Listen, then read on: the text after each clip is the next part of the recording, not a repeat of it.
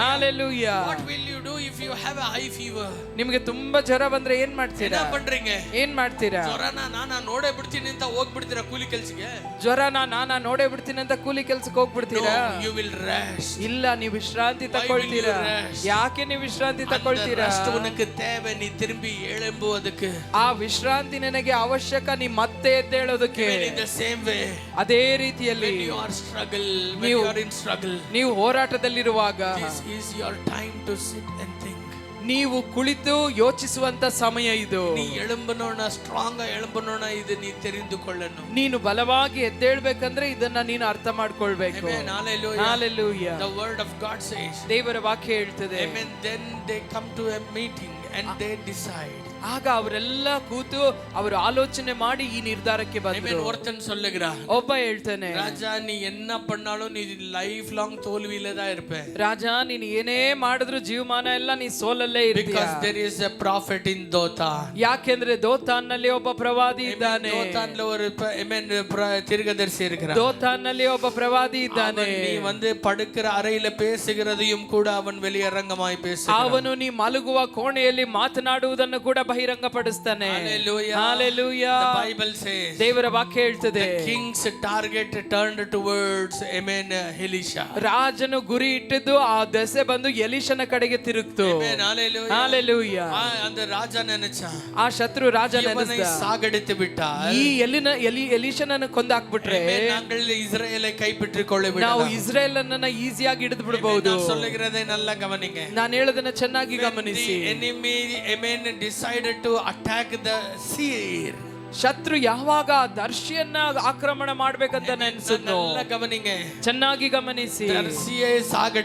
ದರ್ಶಿಯನ್ನ ಕೊಂದಾಕ್ಬಿಟ್ರೆ, ಎಲಿಷನನ್ನ ಕೊಂದಾಕ್ಬಿಟ್ರೆ இந்த பிரச்சனை நின்று போகும் என்று ராஜா வந்து ஒரு முடிவு செய்தார். ಈ ಸಮಸ್ಯೆ ನಿಂತು ಹೋಗ್ತದೆ ಅಂತ ಹೇಳಿ ರಾಜ ಒಂದು ತೀರ್ಮಾನಕ್ಕೆ ಬಂದ. Amen. Please go home and read this chapter. ಮನೆಗೆ ಹೋಗಿ ಈ ಅಧ್ಯಾಯವನ್ನ ಓದ್ರಿ. The Bible says, ಸತ್ಯವೇದ ಹೇಳ್ತದೆ, Amen, the next morning, ಮರುದಿನ ಮುಂಜಾನೆ, Amen, ದೋತಾನ್ ಪಟ್ಟಣಂ ಸುತ್ತಲುமாக ಎದುರಿನ ಪಾಳೆಯಂ வந்து ನಿಂತಿರುತ್ತದೆ. ದೋತಾನ್ ಪಟ್ಟಣದ ಸುತ್ತಲೂ ಆ ಬೆಟ್ಟದ ಮೇಲೆ ಶತ್ರುವಿನ ಒಂದು ಪಾಳೆಯವೇ ಬಂದು ಇಳಿಯಿತು. ಎದಕ್ಕಾಗ வந்திருக்கிறார்கள்? ಯಾವುದಕ್ಕಾಗಿ ಬಂದಿದ್ದಾರೆ? ஒரு மனுஷனை, ஒரு கண்ணு திறக்கப்பட்டிருக்கிற மனுஷனை கொல்லுவதற்காக. ಕಣ್ಣು ತೆರೆಯಲ್ಪಟ್ಟ ಒಬ್ಬ ವ್ಯಕ್ತಿಯನ್ನು ಕೊಂದು ಹಾಕ್ಲಿಕ್ಕೆ. ஒருவனுக்கு ஆண்டவர் எல்லாம் காட்டுகிறாரே, அந்த மனுஷனை கொல்லுவதற்காக. ಒಬ್ಬನಿಗೆ ದೇವರು ಎಲ್ಲವನ್ನ ತೋರಿಸ್ತಾರಲ್ಲ, ಆ ವ್ಯಕ್ತಿಯನ್ನ ಕೊಂದು ಹಾಕುವುದಕ್ಕಾಗಿ. ಅವನ ಕಣ್ಗಳು ಮೂಡಿಬಿಟ್ಟಾರ್. ಅವನ ಕಣ್ಗಳು ಮುಚ್ಚಲ್ಪಟ್ಬಿಟ್ರೆ ದೇಶத்தை ಸುಧಂದರಿಸಿಕೊಳ್ಳಲು, ದೇಶವನ್ನ ಸಂಪೂರ್ಣವಾಗಿ ಸ್ವಾಧೀನ ಮಾಡ್ಕೊಳ್ಬಹುದು. ಆದ್ರೆ ನನ್ನ ಪ್ರಿಯ ದೇವ ಜನರೇ, the word of God says, ದೇವರ ವಾಕ್ಯ ಹೇಳ್ತದೆ, next morning, ಮರುದಿನ ಮುಂಜಾನೆ, servant of Elisha, ಎಲಿಷನ ಸೇವಕನು, Amen, Gehazi went out. ಗೆಹಜಿ ಹೊರಗೆ ಹೋದ. வெளியே போன போது ಹೊರಗೆ ಹೋಗಿ ನೋಡಿದ್ರೆ பார்க்கிறான், ಪಟ್ಟಣத்தின் வெளிய பகுதியில ஃபுல்லா வந்து Amen ரதங்கள் நிற்கிறது. ಅವನು ನೋಡ್ತಾನೆ, ಪಟ್ಟಣದ ಸುತ್ತಲೂ ಕೂಡ ರಥಗಳು ಆವರಿಸಿದೆ. The enemy's army has encamped around Amen boundaries of Dothan. ಶತ್ರುವಿನ ಪೂರ್ತಿ ಸೇನೆಯೇ ದೋತಾನನ್ನು ಪೂರ್ತಿಯಾಗಿ ಆವರಿಸಿ ನಿಂತಿದೆ. ಕಂಡವುಡನೆ, ಇದನ್ನು ಕಂಡ ತಕ್ಷಣ என்னவா இருக்கும் என்று அவன் விசாரித்தான். ಏನಾಗಿರಬಹುದು ಅಂತ ವಿಚಾರಿಸಿದ. அப்பொழுதுதான் தெரிய வந்தது. ಆಗ ಅವನಿಗೆ ಗೊತ್ತಾಯಿತು, ಎಲ್ಲರ ಬಾಯಿಲಿயும் ಕೂಡ ಎಲಿಷಾ ಎಲಿಷಾ ಎಲಿಷಾவை ಪற்றி பேசிಕೊಂಡಿರುತ್ತಾರೆ. ಎಲ್ಲರ ಬಾಯಿಗಳು ಕೂಡ ಎಲಿಷಾ ಎಲಿಷಾ ಎಲಿಷನ ಕುರಿತಾಗಿಯೇ ಮಾತನಾಡ್ತಾ ಇದ್ರು. அந்த ஒரு கேட்டவுடனே, ಅದನ್ನು ಕೇಳಿದ ತಕ್ಷಣ ಅವನಿಗೆ ஒரு மிகுந்த ஒரு பயம் வந்தது. ಅವನಲ್ಲಿ ಒಂದು ದೊಡ್ಡ ಭಯ ಉಂಟಾಯಿತು. ಅವನು ಓಡಿ ಎಲಿಷನ ಬಳಿಗೆ ಬಂದ. ಓಡಿ வருகிறார். ಅವನು ಮೇಲುಸಿರು ಹೇಳ್ಕೊಳ್ತಾ ಎಲಿಷನ ಬಳಿಯಲ್ಲಿ ಓಡಿ ಬರ್ತಾನೆ.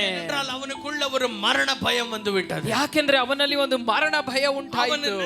ಇದೇ ನಾಳೆ ನನ್ನ வாழ்க்கையில கடைசி நாள். ಅವನು ನೆನೆಸಿದ, ಇದೇ ನನ್ನ ಜೀವನದ ಕೊನೆಯ ದಿನ.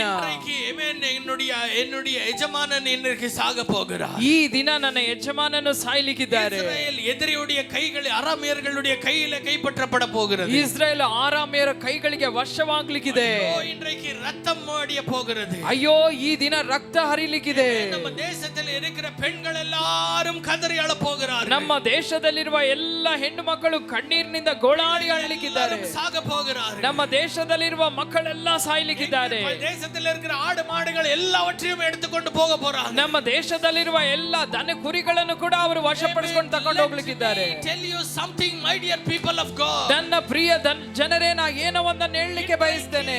சபைக்கு ஆவியானவர் சொல்லுகிறதை காதுள்ளவன் கேட்கட்டும். ಈ ದಿನ ಸಭೆಗೆ ದೇವರಾತ್ಮನು ಹೇಳುವುದನ್ನು ಕಿವಿ ಉಳ್ಳವನು ಕೇಳಲಿ. யாரை பற்றியோ அவங்க பேசிட்டு இருக்கிறாங்க. ಯಾರ ಬಗ್ಗೆಯೋ ಅವರು ಮಾತನಾಡ್ತಾ ಇದ್ದಾರೆ. எலிஷா என்றவனை பற்றி அவங்க பேசுறாங்க. ಎಲೀಷಾ ಅನ್ನುವವರನ್ನ ಕುರಿತಾಗಿ ಅವರು ಮಾತನಾಡ್ತಾ ಇದ್ದಾರೆ. எல்லா அழிவுக்கு முன்னே அழிக்கப்பட போகிறது எலிஷா தான் என்றது அங்க தீர்மானிக்கப்பட்டிருக்கிறது. ಎಲ್ಲಾ ನಾಶನಕ್ಕೆ ಮುಂಚೆ ಮೊದಲು ನಾಶವಾಗುವುದು, ಸಾಯುವುದು ಎಲೀಷಾ ಅಂತ ಅಲ್ಲಿ ತೀರ್ಮಾನ ಆಗಿದೆ. ರಾಜನಿಗಿಂತ ಮುಂಚೆ, ಸೈನಿಕರಿಗಿಂತ ಮುಂಚೆ, ಜನங்களுக்கு முன்னே, ಆ ಜನರಿಗಿಂತ ಮುಂಚೆ ಮೊದಲು ಸಾಗ போகிறது எலிஷா என்பதாக அங்க தீர்மானித்திருக்கிறாங்க. ಮೊದಲು ಸಾಯುವುದು ಅದು ಎಲೀಷಾ ಅಂತ ಅಲ್ಲಿ ಆಗಲೇ ತೀರ್ಮಾನ ಮಾಡಿದ್ದಾರೆ.